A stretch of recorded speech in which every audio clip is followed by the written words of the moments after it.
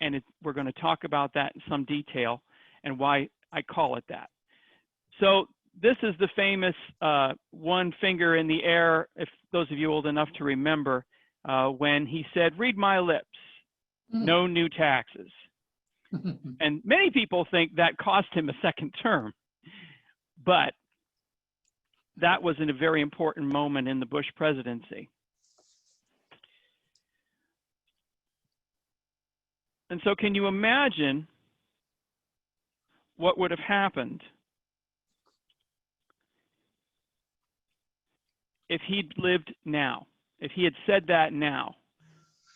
We've all seen our governor, not our president, but other leaders trying to give speeches, except they've got a problem, which is they're trying to model the behavior they want all of us to do, which is they want to wear masks.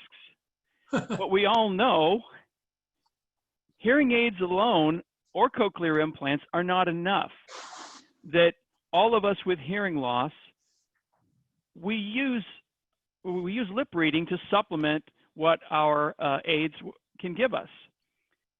And the other practical reality, and this has actually been studied, is that many people with hearing loss either don't know they have it or don't accept that they have it.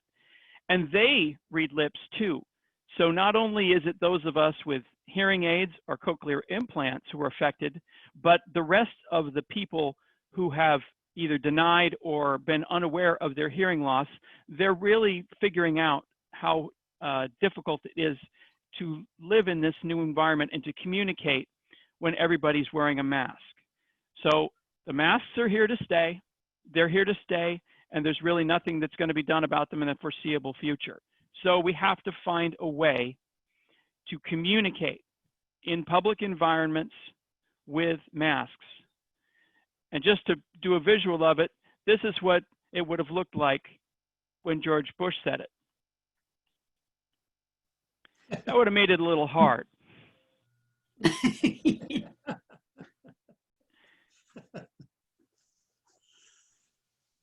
So let's talk about some of the things that those of you who have heard from me before know about me, just because I see a lot of new faces. I see some familiar faces. I see some folks that I know and some folks that I don't. So let me just start briefly with a little bit about me. So I graduated law school in 1990, the year before the ADA was signed, knowing I wanted to be a trial lawyer. I wanted to be the guy standing up in court, making objections, banging on tables, and doing all the crazy stuff that lawyers are known to do. I handled my first disability access case in 1993. That was a case against the state of California. I thought I'd start small. In 2001, 2 of our 3 children were diagnosed with significant hearing impairment due to a sensorineural hearing loss, which is progressive and was a source of great anxiety for us as they were growing up. They are thankfully grown now. My oldest is 23. He graduated from Arizona State University last year, and he is very happy with his girlfriend and his dogs, and he is doing well. My daughter, she will be turning 22 in a couple of weeks in July. She also is doing very well. She's studying to be a beautician, so she's going to cosmetology school. And then my youngest son, he doesn't have any hearing loss. He has his own issues, but he does not have hearing loss. So I speak from experience, even though I do not myself, well, as far as I know, I do not have any hearing loss. My wife might disagree. So my wife and I together opened the Derby Law Firm to make the world a more accessible place for all disabled people, but with a special emphasis on people with hearing loss. It's been both my passion, my privilege to represent many, many people, including some of the people that I see signed in here. in cases involving their rights as a person with a disability. And I have done that, and I continue to do that. In 2017, many of you know, I co-founded a new law firm, Derby, McGuinness, and Goldsmith, exclusively handling disability rights cases across California and the Western United States. And we have not changed our focus in any way. All we've done is hone our techniques, and I have the benefit of my partners. Some of you met Celia McGuinness. She came with me to do this 1 year. And my other partner, Tony Goldsmith, are incredible minds and incredible intellects. And they have the same passion for this area of the law that I do. So together we have expanded our reach. We handle cases across California and the Western United States. So we are doing the same thing, but we are doing it on a larger scale. So my philosophy when it comes to these types of cases and these issues is it's always about access, but the law is not self-executing. Remember, I said that that was one of the compromises, is you got these great laws, but you did not get an entire federal bureaucracy that enforces them. Now, the Department of Justice does handle some cases. And the problem is, whoops, yeah. I messed up. Well, I'll leave it there. The Department of Justice does handle some cases, but that varies from administration to administration. Some of them are very active, some of them not so much, but we always have the laws.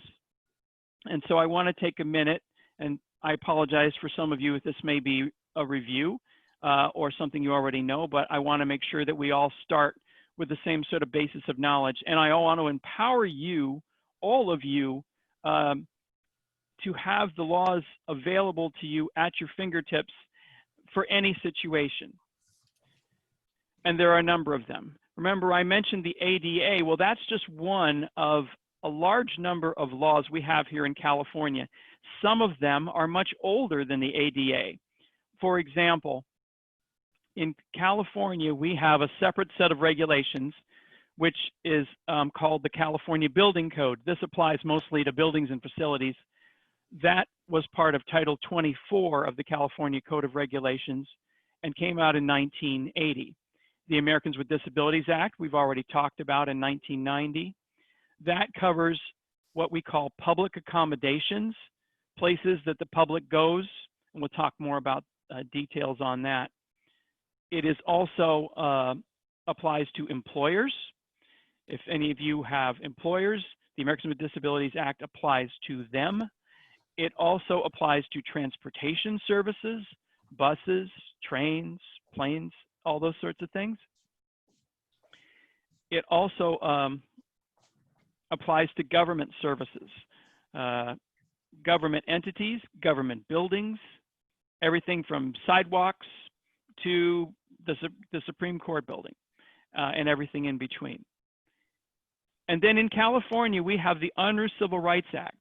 Now, the Unruh Civil Rights Act was not originally made as a disability rights law. It was to protect discrimination, protect against discrimination on the basis of race, gender, other sorts of types of discrimination. But then after it was enacted, many years after it was enacted, it was amended in 2002 to include disability as something that you can't discriminate against. And because of that, it is now another tool in our toolbox. In 2009, we had our first California law specific to disability rights. That was the Disabled Persons Act. It's actually its nickname. It doesn't actually have a name. It just has a civil code section. We have the Fair Employment and Housing Act. That is a California law, and that was in 1959. So once again, this is quite old and available to those of you who live in any sort of multifamily housing. or housing that you rent. Then we have the federal equivalent of it, the Fair Housing Act in 1968. And that, once again, applies to things like landlords, homeowners associations. That's one we hear about a lot, is homeowners associations. And that may apply whether you rent your place that you live or you own your place. We all have to deal with homeowners associations, and there are ways in which homeowners associations need to behave the same as government entities, public accommodations, and landlords. And then, of course, the FHA, the Fair Housing Act, was amended in 1988, but that's just an amendment. That just clarified the scope of the law and made sure that we all had it for the different living situations that came about in the 20 years between the Fair Housing Act and its amendments.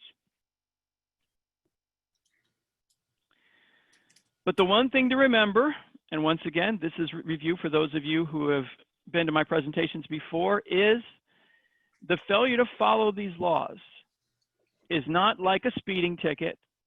It's not like jaywalking. It's discrimination, plain and simple. It's discrimination, and when somebody doesn't follow these laws, they are discriminating against you, just like this. Or this.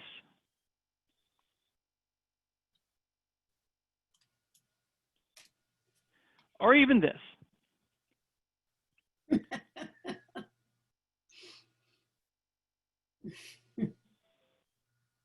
So, who is subject to these anti-discrimination laws? Pretty much everybody.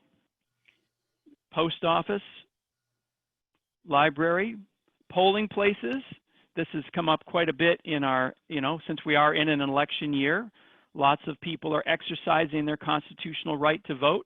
And there are concerns with polling places, not just for people with physical disabilities, mobility disabilities, but also people with hearing loss, how they're working in this environment. Hospitals, convention centers, schools, movie theaters, gyms, and most importantly and most topical for what's going on right now in the world, law enforcement. So basically, when you step out of your home and you go out into what we call the public environment, you have rights. You have important rights, but once again, nobody is going to enforce those rights if you don't. So what you have to have is two things. You have to have knowledge of what your rights are, and you have to have the tools to know how to enforce them in the environment on your own, and you need to know when it is time to either call the Department of Justice or call a lawyer. These laws, as they relate to hearing loss, come under the heading of what we call effective communication. Now, there's a lot of words on this screen, and you can all read them. I'm not going to read them to you. But essentially, those of us with hearing loss have what we call communication disabilities.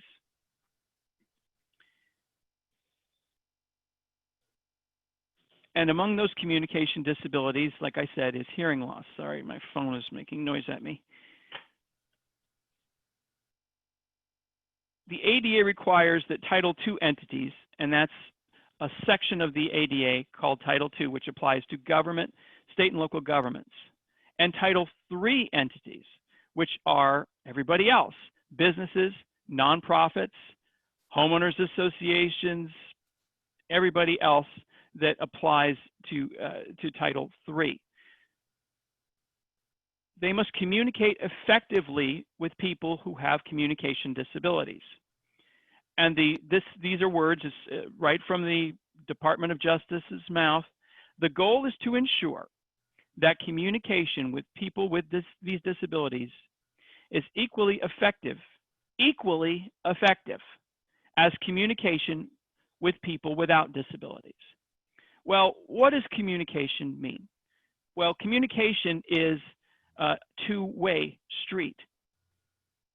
It's not enough, for example, that you can hear me or that you can understand me because we have great captions.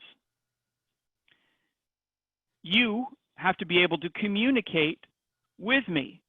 You have to be able to ask me questions or make comments. And if the communication is one way, that is not effective communication. The other thing, and this is something that people largely ignore, unfortunately, in this area, which is cause of a great number of problems for a great number of our clients, is that you have to be able to communicate in a group setting with each other. For example, a student who has hearing loss or some other communication disability wants to attend let's say a class at a university. That student needs captioning in order to be able to follow the conversation. The school says, okay, we'll give you captioning, but we're going to do it remotely. We're just going to have somebody listen in, and the professor's going to wear a microphone, and the captioner is just going to type what he or she hears. Okay. Well, that is not effective communication, because how does that student ask a question? How does that student interact with his or her peers? So much of learning, so much of group dynamic is lost if only one person is being captioned. So when we talk about effective communication, and this word equally is the most important word in this entire policy from the Department of Justice, is we mean that they have to have the same opportunity to communicate, to hear and be heard as somebody without a communication disability. And that's what we spend most of our time fighting for. Now, do they have to? Darn right. But how do you decide what is effective communication? Well, of course, you have to have effective communication, as we talked about, that's two-way. But you have to look at the nature, length, complexity, and context of the communication. And this is in bold. It didn't come out too well in bold, but it is, as well as the person's normal methods of communication. If we were in a room together, I would ask you to raise your hands, but I won't, because that would be odd. But think to yourself, has anybody ever, when you tell them that you have hearing loss and you need them to communicate with you differently, had them say, "Oh, no problem, we have a sign language interpreter right over here"?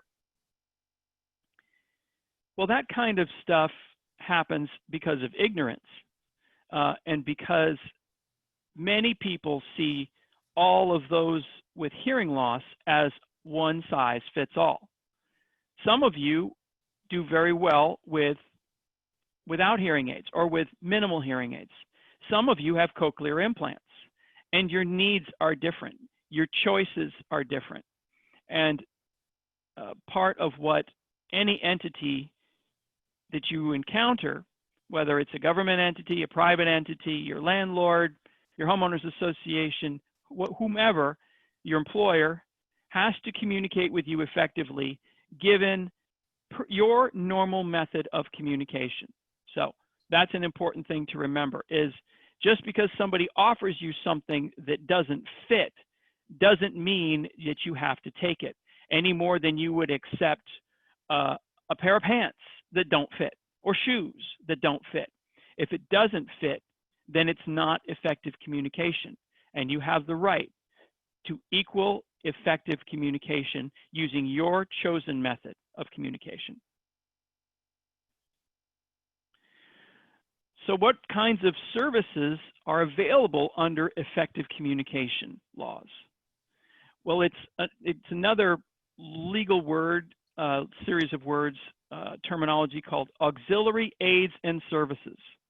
Now, this is a shorthand for all the kinds of different ways communication is augmented or enhanced for people with hearing loss. It could include things like a note taker, real-time captioning, or it could be just a print. Telecommunication relay services used to be more common, but I'm not sure anybody even knows the number for telecommunication relay services anymore. Video relay services, that's mostly for people who communicate by sign language. And video remote interpreting, that's definitely for people with, who communicate by sign language. And then, of course, there are companions. That could be animals or people. And that is part of what will come a little bit later in the presentation when I talk about how wearing masks has had an unintended consequence for people with hearing loss.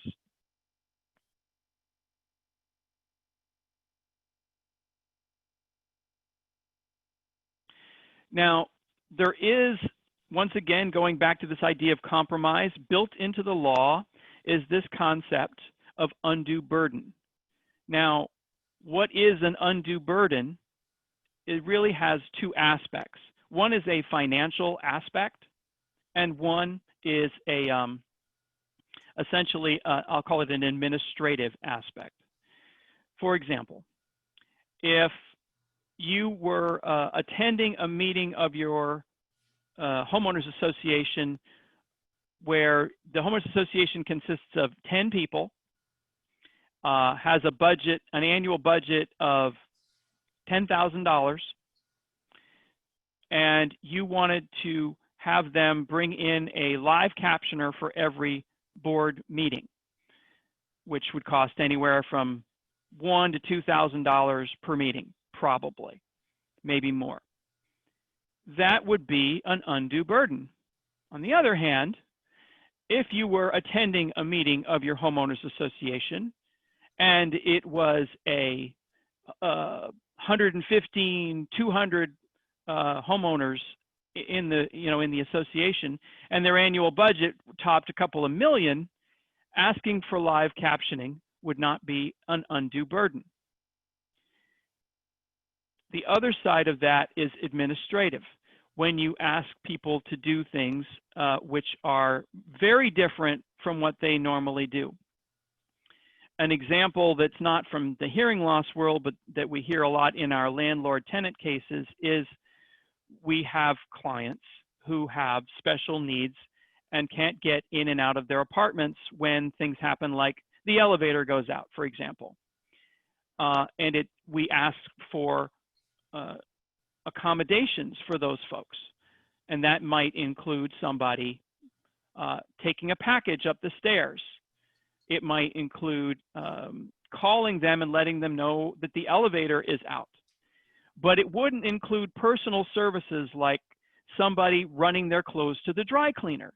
That is not what a landlord does. And so that might be an undue burden. But what is an undue burden is not just a function of, absolutes. It varies from entity to entity. The larger the entity, the less likely it is to be an undue burden. And if it's a government entity, unless it's really asking for a lot, it's not likely to be an undue burden at all.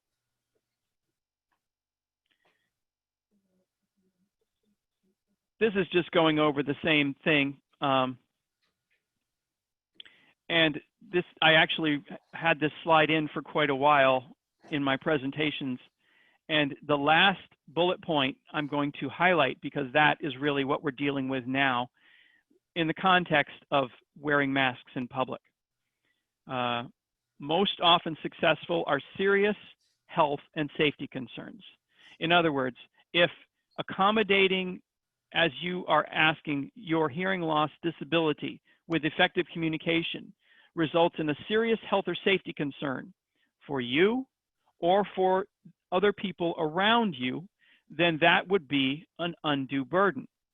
But when that happens, there have to be ways around it. And we'll talk about some of those.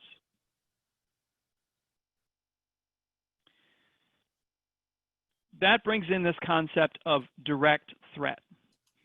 That's just another way of talking about the hearing law, the serious health and safety concerns. And this is the fancy language from the Americans with Disabilities Act. But what it really means is that what you're asking for is threatening to someone, you or someone else. But once again, that's not the end of the story. That's just, if you want to imagine, you're walking down the street and somebody has a barrier across your favorite way to get to the grocery store. Well, then you've got to make a left, make a right, and you've got to turn another direction and find another path. And so if you encounter one of these arguments from someone that you're trying to get effective communication from, you don't stop there. You simply find another way. And we'll talk about some of those. Now, here are some specific examples that I drew up in our current environment. And these are based on cases that have already come to us, and I'm sure may be concerns for some of you. You go into a grocery store or a Walmart or a Target, whatever, and you encounter everyone who works there is wearing a mask. And you're asking where the shampoo is. And these are big stores. And the person that you're asking responds to you with a mask on. So you don't get to read their lips. And you ask them very politely, I'm sorry, I have hearing loss. Could you please lower your mask so that I can hear you? And they refuse. Now, they might refuse for a number of reasons. One of the reasons might be is because they were told to wear the mask, and you're just talking about somebody you're meeting on the floor who probably doesn't have the discretion, managerial discretion, to take their mask off. Another example would be you refuse, they won't let somebody in who isn't wearing a mask. Now, we've all seen on the internet these folks, and this is a political discussion that really doesn't have anything to do with what I'm talking about, but I have to note it since it comes up, is this idea that people feel it's somehow a violation of their fundamental rights, not disability rights, just fundamental rights to have to wear a mask in public. Okay, let's put those folks aside because I don't represent them and we all might differ in our opinion on that. But from the standpoint of disability rights, remember I said that one of the auxiliary aids and services that you might have is a companion. Well, if your companion's a dog, this is probably not a problem. But many people, and maybe some of you, shop with somebody else. For example, my oldest son, he has significant hearing loss. So what he does is when he goes into a noisy environment, his girlfriend becomes his hearing dog for him. She tells him what is being said. And if he walked into, let's say, a Walmart, and it was noisy, there was plenty of people in there, it was busy, and he couldn't hear very well, and she went with him, and they would not let her go in without a mask, then he couldn't read her lips. And so now the communication between you and your companion, which is your auxiliary aid and service in this context, doesn't work. Then there's some folks who will refuse to communicate to somebody who's not wearing a mask. Once again, same situation, might be a companion. And there are many of our clients, some of whom have hearing loss and other disabilities as well, that prevent them from wearing a mask. For example, we had a call about 2 weeks ago from what is essentially someone in a wheelchair who has so little mobility in any of their extremities that they move the wheelchair by blowing into a tube They move it right by blowing to the right and left by blowing to the left. That's how they do it. If you put a mask on them, they can't move. And they encountered a problem when they went into a store and said, you can't come in here without a mask, no exceptions, nothing. Well, obviously, that was not consistent with the law. And I think ultimately that problem worked itself out. In other words, we didn't get a call back, so I'm assuming everything worked out okay. And the refusal to attend to a customer not wearing a mask. This is going to be coming about more as we start to do more personal services. People go back to the barber or the nail salon, we have inside restaurants as the weather starts to, to get rainier and colder, and people want to go inside. And if we're still wearing masks, and that seems likely we will be, then that's an issue that we have to deal with as well. So these are real and live issues that we're dealing with right now. So let me sort of go through those and talk a little bit about how this works. Well, remember I said that when you are denied, that's not the end of the conversation. When you're blocked one way, you make a left, you make a right, you find another way to the grocery store. Well, that process is called the interactive process. So when you are, when you ask for effective communication and the person says, I can't do that, let's go back to the situation of asking the clerk at Walmart where the soap is. This is where the shampoo is. And they say, no, I can't lower my mask. Well, don't stop. Say, well, okay, how can we get through this? For example, can you show me? Can you walk me to where the shampoo is? And hopefully they will say, yeah, I can do that. Another way might be, can you write down for me what aisle, if the aisles are numbered or lettered or whatever they have at Walmart, can you help me that way? So just because they say, sorry, I can't lower my mask, doesn't mean you say, okay, thanks, and walk away. You ask for interaction and a process. And if you have these sorts of workarounds, you can survive in this new normal. You can still get your effective communication in this new normal. Now, this is, like I said, nothing that I actually had to worry about before, because this interaction of effective communication and direct threat never came up in my practice until this situation. And it's because of the masks that we all have to wear or should be wearing for our protection and those around us. Now, when you're dealing with a government entity, basically you're in the driver's seat. You tell them what you want, and unless it's an undue burden, you get it. When you are dealing with a private entity, we'll go back to Walmart. I don't know why I'm picking on Walmart, but I just started with that, so I'll stick with it. They have the choice between various options. Like you say, can you please remove your mask so that you can tell me where the shampoo is? And they say, no, I'm not going to remove my mask because I don't want to breathe on you for your protection and mine. And so what I'm going to do instead is I'm going to write down for you the aisle number where the shampoo is. And you stamp your foot and pound on the desk and say, no, that's not what I want. I want you to remove your mask. Well, they get to choose as long as it would be equally effective. In other words, will you be able to find the shampoo? And if you can find the shampoo, then that's fine. Now let's change the situation a little bit. Let's talk about you are going to pick up a prescription, a new prescription prescribed by your doctor for a medical condition you have.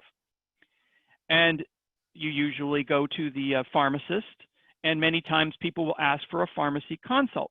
You know, what sort of side effects should I look for? Should I take this with food? Is it better at bedtime? Will this make me drowsy? Should I operate a car on this? These sorts of questions we ask our pharmacists, and the pharmacist refuses to take down his or her mask. Well, just writing it on a piece of paper isn't going to be enough. They're going to have to do more. So once again, going back to this idea of it has to do what is effective has to do as much with the entity's size, but also with the nature and extent of the communication. If it's simply going to be, tell me where the shampoo is, writing out the aisle down on a piece of paper is probably enough. But if you say, tell me all the side effects I might experience if I take this medication, well, writing it down on a piece of paper is not going to be enough. You're going to have to find a way to communicate. And so what a lot of pharmacies are doing, I notice, is they're putting their pharmacists behind plexiglass so they can have face-to-face communications with their full face visible, but not have any spread of germs. So that's a solution that pharmacists are using. So once again, the interactive process, the workaround, make a right, make a left, find another way. And if somebody refuses to do that, they're discriminating against you, just like if they had just said, no, I'm not doing anything for you, go away. Or no, you know. So the interactive process is part of their obligation, but it's also part of yours. You can't just stomp your foot and say, no, that's what I want, and I'm not going to take anything else, and I'm going to sue you if you don't do it. That's not going to get you anywhere. So the interactive process is sort of the fancy words for the workaround when what you want and what they're willing to do not come together. So a lot of you know some of my favorite non-excuses. It's my place. I can do what I want. No. If you are a public place, you are subject to these laws. I didn't mean to discriminate. I like people with hearing loss. I love people. I have people I know have hearing loss. Well, that doesn't matter, because if you are a business owner, or if you are a government entity, or you are a landlord, or a homeowners association, the fact that you didn't mean to does not matter. These laws are what we call in the legal world strict liability. What that means is there is no element of intent. It doesn't matter what you thought or believed. The law is the law. Just like if you didn't know that the speed limit on the freeway was 65 and you went 75 and you got pulled over, it didn't matter that you didn't know what the speed limit was, because ignorance of the law is no excuse. No people with hearing loss ever come in here. I hear this one a lot, because hearing loss is, in reality, an invisible disability for the most part. Some people have devices on the outside of their head that make it more obvious, but many people have no device at all, or they have in the ear hearing aids or behind the ear hearing aids with long hair, and you don't even know it. So that's usually my answer back to them when they say, well, nobody with hearing loss ever comes in here. I say, how do you know? And the other thing is, well, maybe that's why nobody with hearing loss comes in here. So you're losing customers by your attitude. That will cost me money. Well, going back to this idea of undue burden, the law does not require the solution to effective communication to be free. It requires it to be commensurate with the need and also with the financial resources of the entity. Going back to our homeowners association, live captioning for a meeting with 10 people, probably not going to get it because that's a big expense. Live captioning for a meeting of 200 people, definitely going to get it because that is not an undue expense.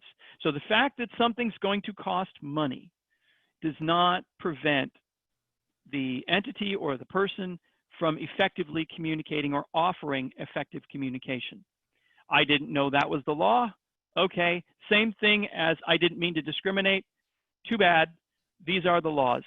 If you are a restaurant owner and you don't know, I don't know how this would happen, but okay, for my example, if you are a restaurant owner and you didn't know that you're not supposed to cut vegetables on the same cutting board as you just cut raw chicken, and you get cited by the health department and they close your restaurant, and you say, but I didn't know that, I wasn't supposed to do that, and they say, tough. You're in business. You're required to know the law. Just like you need to know the health laws, you need to know these laws. Now, this goes back to the idea of service on demand. And this is something, a tool in your toolbox is to anticipate these kinds of needs. I mean, they will just come up, like you'll go into Walmart and don't know where the shampoo is. That will happen. But if you know in advance that you're going to need a communication assistance, and you're going to need it in a more you know, a more expansive way than just where's the shampoo, you know, how is this medication going to affect me? What, you know, when should I take it? For example, you should plan ahead, and you should ask ahead, because one of the defenses that sort of works sometimes in these kinds of cases is, look, this person didn't give me any advance notice. If I had known about this, I could have planned for it. Let's go back to the homeowners association meeting for a minute. So you walk in, and this is you just bought this house, and this is your first meeting. You sit down and you say, I need you to provide captioning for me.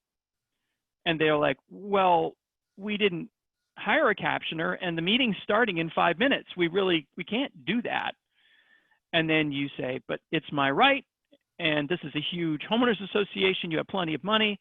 And they say, well, it's not a matter of money. It's a matter of, you know, time. So service on demand for considerable, you know, expenses or that require considerable amount of arrangements, like captioning of a large meeting, it's best to ask for that ahead of time if you anticipate that need.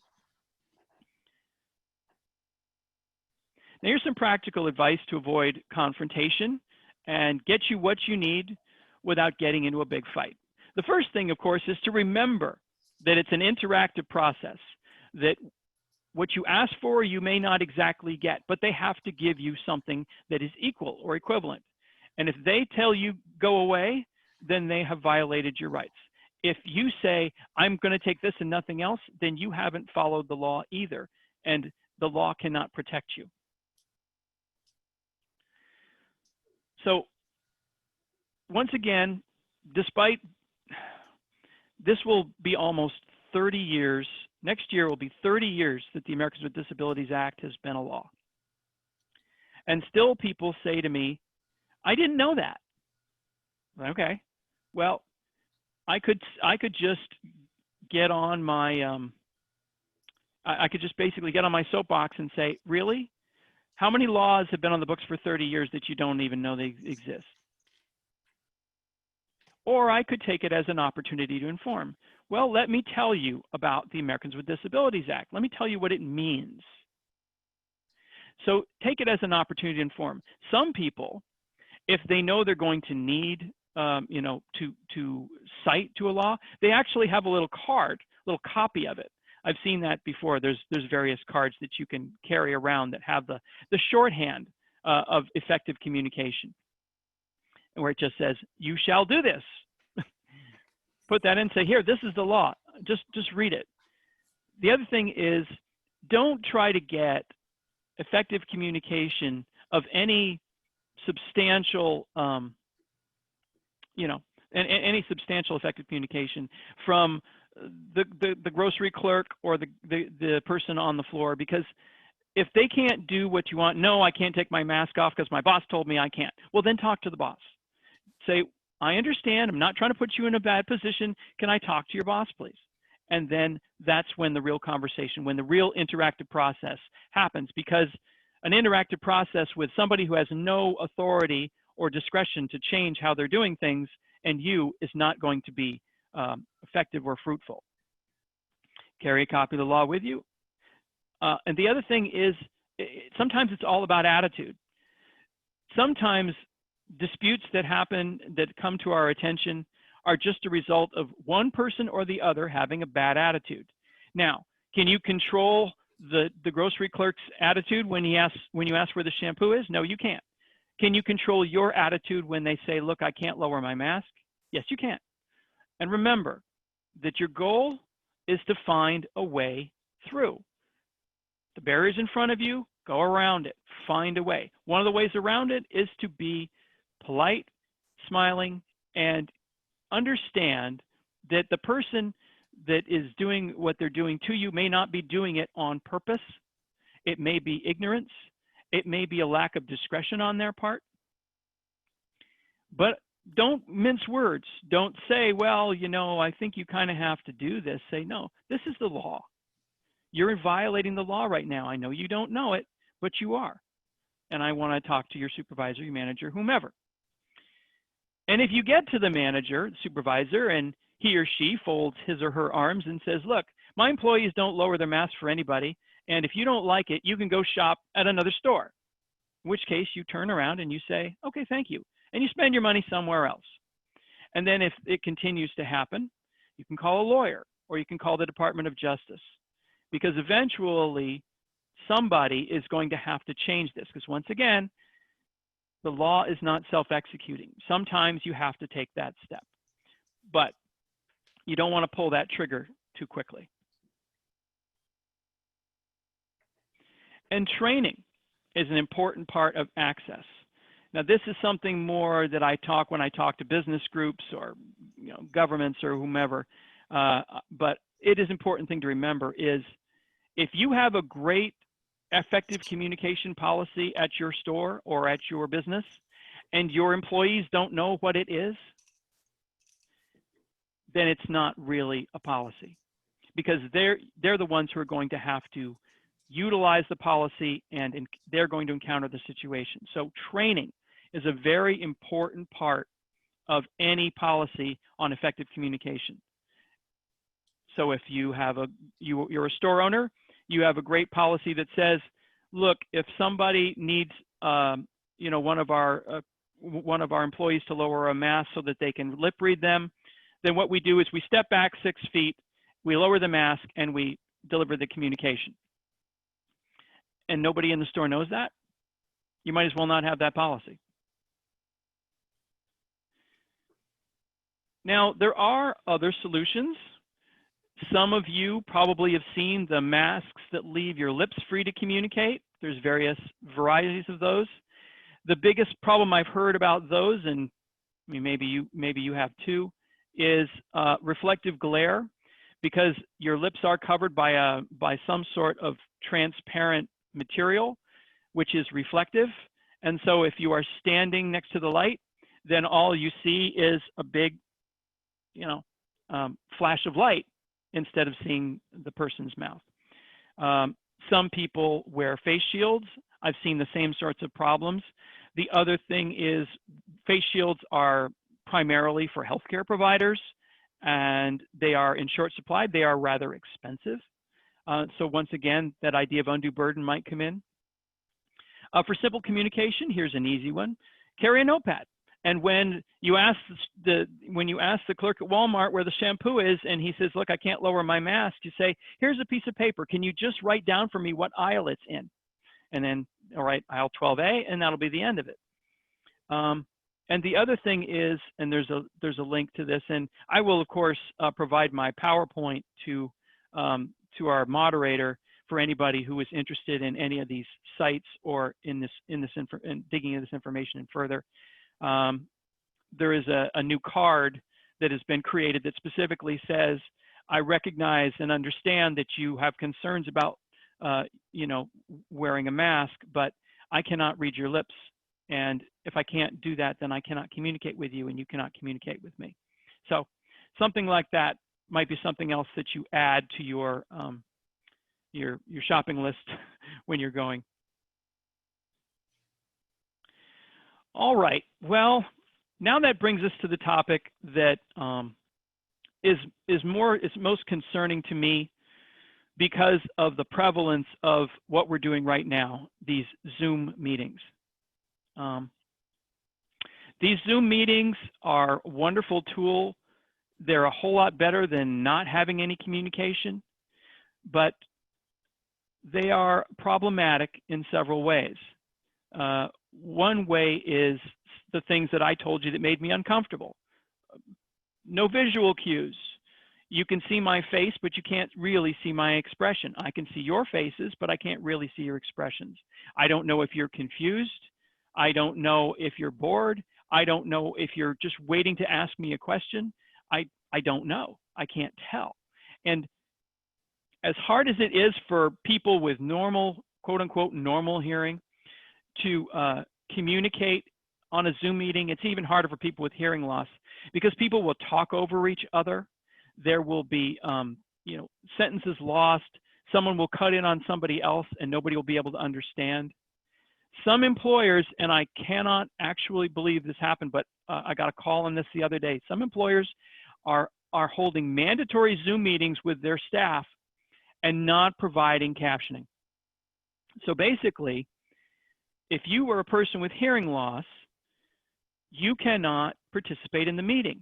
You cannot interact with your coworkers. You cannot really understand what's happening. And that may ultimately cost you your job. So if there was ever a place where captioning was critical, it's in these Zoom meetings. And that may apply to, like I said, homeowners associations. It might apply to groups like this, which of course there's captioning here. But just social interactions. If you want to stay in touch with family and friends, or a couple of groups I belong to, we have Zoom happy hours where we all get on the phone, we all share a beverage, and we talk about our week and what's been happening. And those are a great way to stay in touch with people, even people far away. But it's a real challenge if you don't have captions, and for people with hearing loss to try to survive in this new reality. So here's where things stand on captioning as far as I know. If anybody knows differently, please let me know so that I can update my knowledge base. Zoom does offer captioning and automatic transcripts, but it is expensive. It is not part of their free service. It is not part of their paid $19.95 a month service. So they need to make it more cost effective, but at least they offer it. Google offers auto speech recognition, but only to their G Suite customers. And once again, that's a really expensive thing.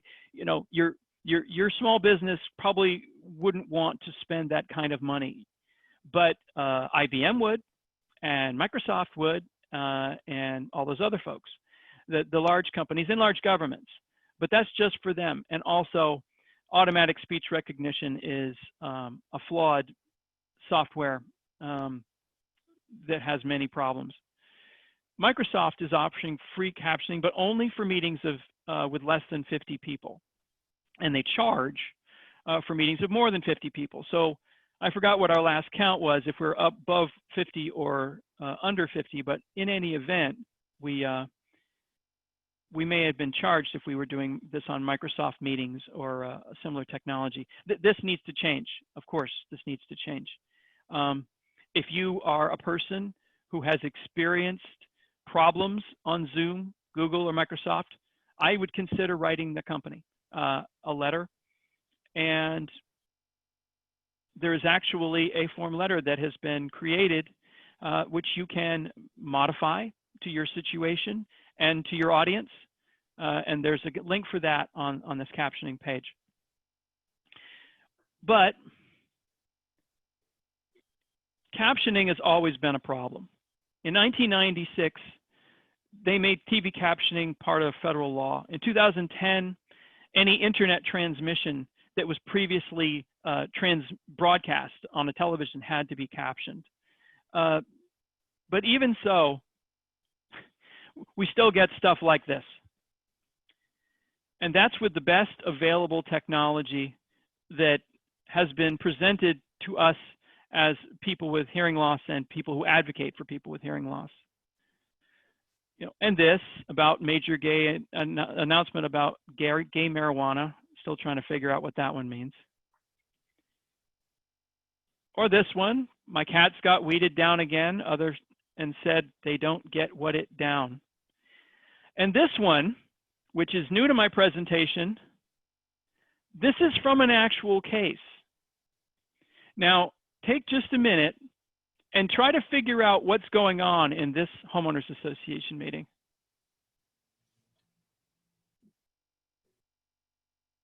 Anybody? This is to remind us that captioning technology is not one size fits all. It's also just saying captioning is not the end of the discussion. It's the beginning.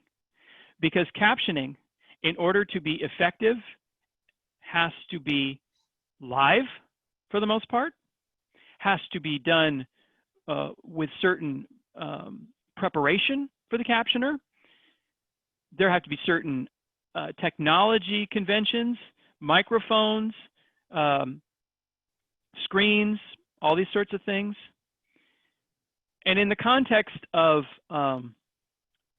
higher education, which is a case we're working on right now, we have essentially a 30-point captioning policy that covers every aspect of captioning.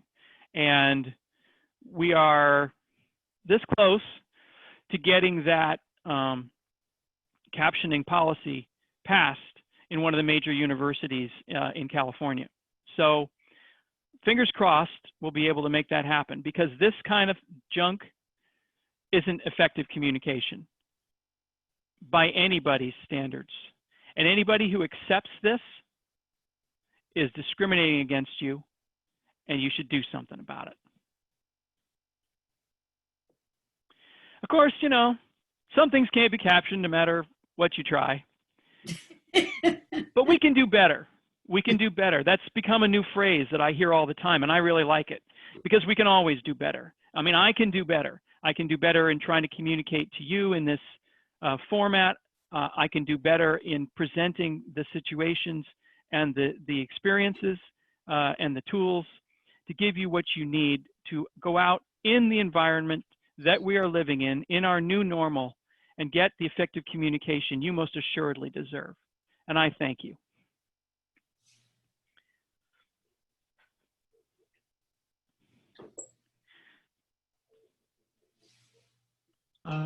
Let's see, there were some questions posed on the chat, if you can look at those, Dave, and then I Sure. guess, 32? No problem. And then I guess people can, after that, people can wave their hand and you can pick people who want. Okay. So how would you like me to proceed? Do you want me to just read the first question? Well, why don't I've highlighted the questions as they came in on chat. So Okay. let me read them off to you. And we'll go through them in the order received, and then we'll open up the floor to all our participants. Sure. So the first question that came in is, Mr. Derby, I'm president of my condo's HOA. How do I find out what laws the HOA should be following with regards to your discussion presentation? Well, I've given you, thank you for your question. I'm happy to hear from somebody in charge of an HOA, because this is an area we get a lot of calls on. The law that you really have to look at is the effective communication law. It's on the Department of Justice's website. There is a paper, and if you send me your email, I will happily provide you with that paper.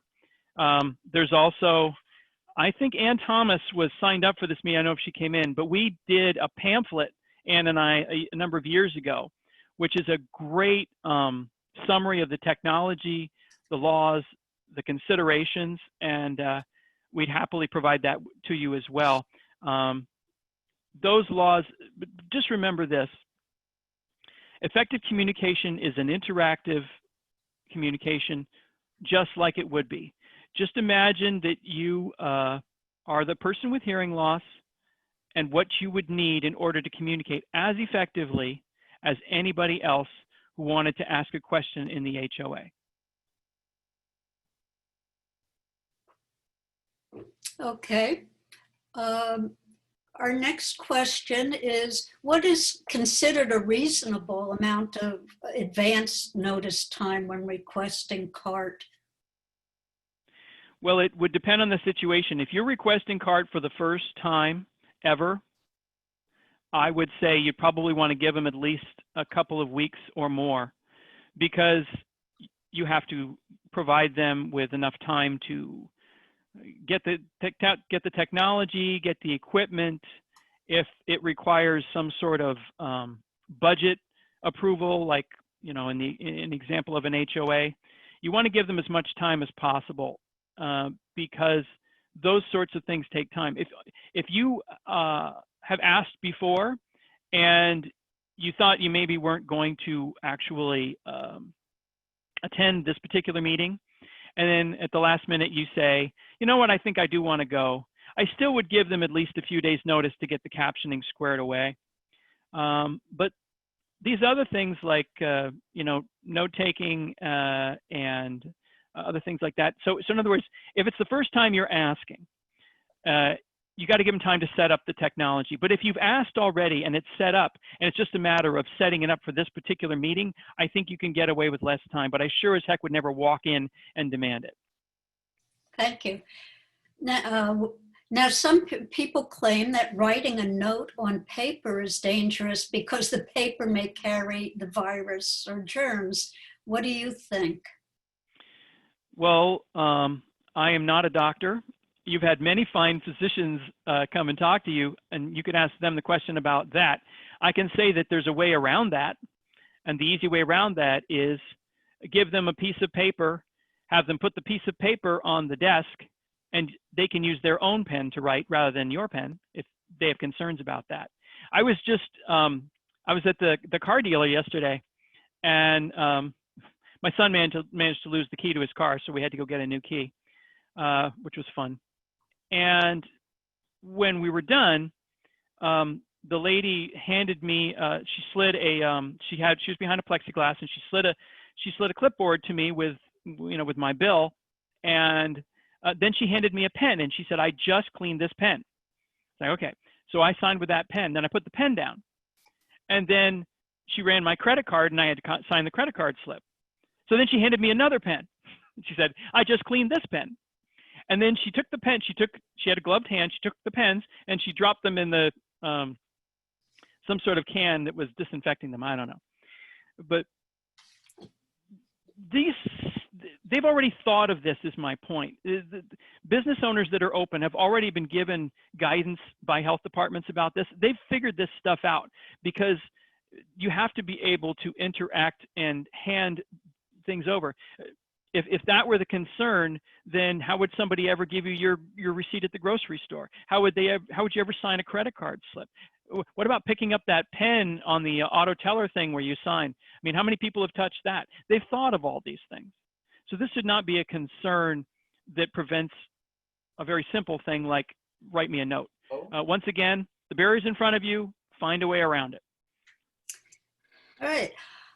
Next we have, under the California Unruh Civil Rights Act, people with hearing loss can sometimes file a complaint in small claims court if they're discriminated against by a business, not including nonprofit organizations. Small claims court requires not using a lawyer and has a maximum of $10,000 penalty. This could be available only in California. Can you discuss this option more? Sure. So if you're just looking for money, then small claims court is definitely the way to go. But you should know some things about small claims court. The first thing is, in most courts, the person who is the judge is not really a judge. They are a lawyer who's volunteering his or her time. I know because I did it for 8 years. And how much they may know about this particular area of the law, it really varies from person to person. I'm not saying that they don't do their job and do it well, but this is a pretty esoteric area of the law that not a lot of people know about. So that's the first thing. Second thing is, small claims court, like I said, is about getting money. If you want money to try to make the business do something, so you said, well, if it costs them money, maybe they'll change their policy. Yes, that is possible. It's also possible that they'll just get resentful and won't do anything. And that won't help your cause. If your cause is to try to get effective communication, the next time you go, that may not work out for you as well. Other courts, including the courts we practice in, they have the ability to issue what we call injunctive relief, meaning that we get many times in our cases, sometimes we get money, but many times what we're getting, for example, in the higher education case I was telling you about, we're getting policies. We're getting court enforceable policies where how things are done at the university is going to change in rather dramatic ways. And that's going to be backstopped by a judge saying, you will do these things. And if I find out you're not doing these things, then you will be back before me and bad things will happen to you, which is usually what happens when a judge says that. So small claims court has its purpose. And if that's your goal, that's an excellent option. It's also quick. You usually get small claims court 2-3 months. You don't need a lawyer. It's a one-day hearing.